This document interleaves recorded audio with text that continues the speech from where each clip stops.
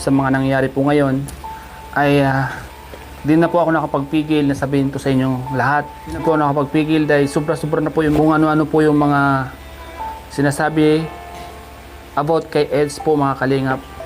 Ito mga kalingap, sorry kay Eds, kailangan ko nang sabihin to sa kanila.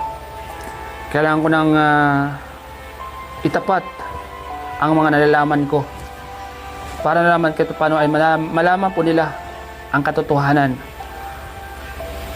Sasabihin ko na po ang buong katotohanan na nalalaman ko sa pagkataon na Eds, mga kalingap.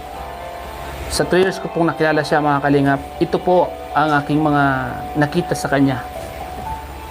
Mga nakita na talaga namang bibira nyo makita ang mga ganitong nakita ko kay Eds, mga kalingap.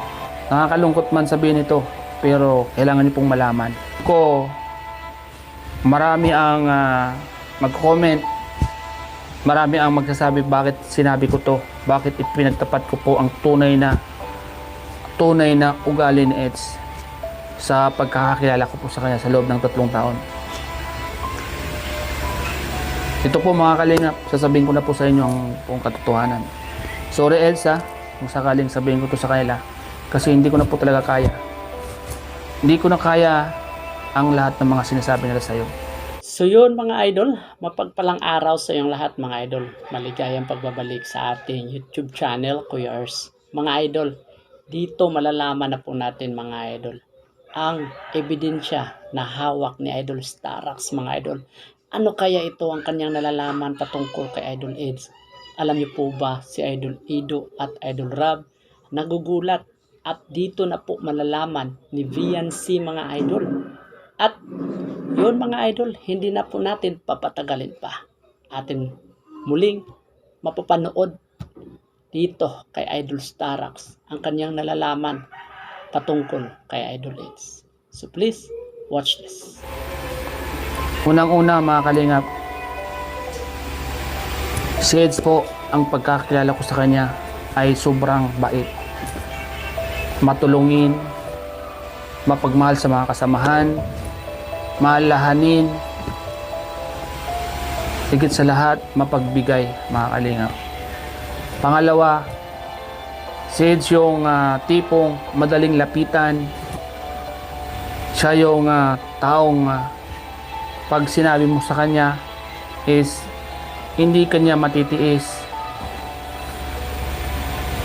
Si Eds yung tipong kaibigan mong ipaglalaban mo dahil nasa kanya po ang tunay na mayroong pusong mabuti, mga kalingap.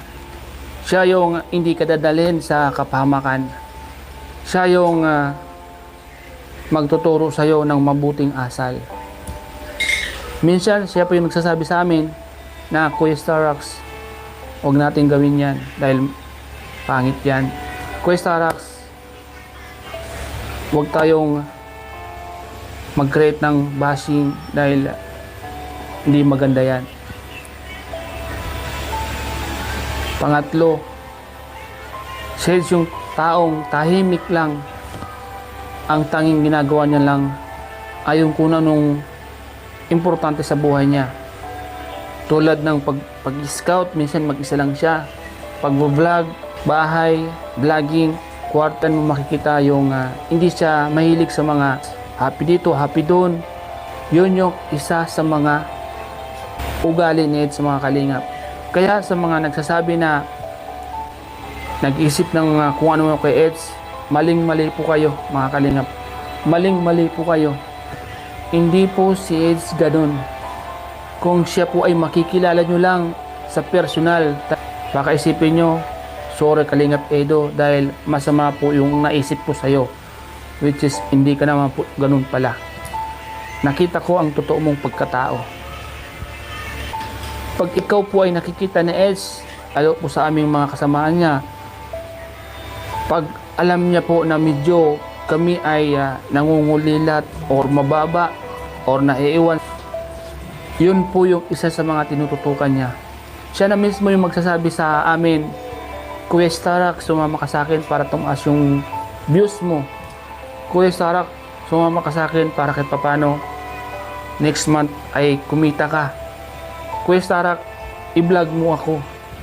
Kuya Starak, bibigyan kita ng content. Ganun po si Eds kabait, mga kalingap. Kaya sa mga nag-isip sa kanya na masama ang ugali niya, nagkakamali po kayo. Sa mga nag-isip sa kanya na siya po ay involved sa iba-ibang iniisip ninyo tulad ng mga sinabi, si Eds po ay napaka tahimik. Siya yung taong marespeto, mga kalingap. Yung iniisip mo sa kanya ay hindi niya po yun magagawa dahil isipin niyo po, mga kalingap, marespeto, magalang, mapagmahal sa magulang, mapagmahal sa kapatid, mapagmahal sa kapwa, matulungin, may pusong mapagpakumbaba, may pusong maawain sa mga mahihirap. Isipin niyo po, mga kalingap. Sino po ba ang nakakakilala kay Eds? Comment down below kung ano yung pagkakakilala niyo po kay Eds, mga kalingap. Sa mga kaibigan po namin sa Hong Kong, sa mga viewers na na-meet ni Eds, na-meet nyo mula noon hanggang ngayon, kung ano po yung nakita nyo po sa kanya. Dahil may mga nababasa po ako, may mga nagko-comment na below the belt. Kayo po yung magpatunay, mag-comment po kayo dyan para mabasa din po nila. Para yung iniisip nila sa taong matulungin at mabait, kahit paano, yung isip nila ay mabago. Ito po hindi ko ito sinasabi dahil kaibigan ko po si Eds. Sinasabi ko po ito dahil ito po yung nasaksihan ko sa kanya sa pagsasama namin sa loob ng K-Voice. Ito po sinasabi ko dahil ito po yung katotohanan. Sinabi ko po ito sa inyo dahil kahit papano yung mga nag-isip sa kanya ng di maganda ay matauhan naman. Alam niyo kung bakit si Eds hindi nagsasalita at hindi kayo sinasagot. Isipin niyo po kung bakit. Dahil ang taong marespeto, malawak ang pag-unawa at ayaw ng gulo, ipinagpapasa Diyos lahat ng nangyayari. Ganun po. Dahil ayaw niya nang lumawak ang gulo, kaya po siya hindi po nangangahulugan tahimik ka ay may kasalanan ka. Nagpapatunay lang po na ang isang taong nananahimik ay may kababaang loob at may pagmamahal sa kapwa. Dahil kung siya mag-iingay, mas lalo pong gugulo, mga kalingap. Alam niyo po, mga kalingap, sa lahat po ng mga taong nag-iisip po ng masama, paano kayo mag-isip ng masama?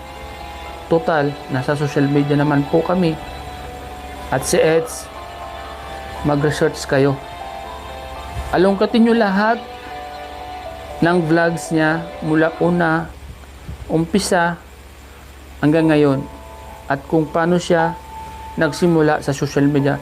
At kung ano yung totoo niyang pagkatao. Doon pa lang mismo makikita nyo siya kung ano siya. Ang isang tao kasi makikita nyo lang ang kanyang tunay na ugali. Hindi lang dahil sa nakilala mo siya, hindi. Makikita nyo po sa kilos, salita at sa gawa kung ang tao ay may respeto sa kapwa. Yun, mga idol. Alam nyo na, mga idol, no? Iniisa-isa lahat ni Idol Starax kung ano po ang pagkatao ni Idol Eds. So alam nyo na, mga idol, no? Kung gaano ito kabait si Idol Eds, mga idol. Alam nyo po ba kung ano-ano na po ang binabato na mga salita na masasaktan si Idol Eds? Hindi pa rin ito, no? Hindi pa rin ito nagsasalita at hindi rin po ito bumabawi, no? At alam niya ni Starax, ni Idol Starax, kung gaano kabait si Idol Eds, mga kalingap. Alam nyo naman, no? So, narinig niya naman po natin si Idol Starax, mga idol, mga kalingap, no? Kung gaano po ito kabait, no? Makipag-share sa kanyang blessings, gagawin niya lahat no? Tutulungan niya si Idol Starax. At dito, nalalaman po natin na ganito pala si Idol Eds. At gulat na gulat si Idol Eds at si Idol Rab na narinig niya at nakita niya itong video ni Idol Starax. Ang hawak na ebidensya. At dito malalaman ng buong mundo at sa kampo ni VNC kung gaano ito kabait si Idol Eds. So, kung nagustuhan nyo po ang ganitong klaseng reaction video mga idol, huwag kalimutang mag-like, comment, share at subscribe. At huwag rin kalimutang i-click ang notification bell para lagi kang updated mga idol sa susunod nating mga uploads. Ingat kayo lagi mga idol. Hanggang dito lang po muna ang ating Kalingap Kuya latest update. To God be all the glory. Bye-bye and God bless.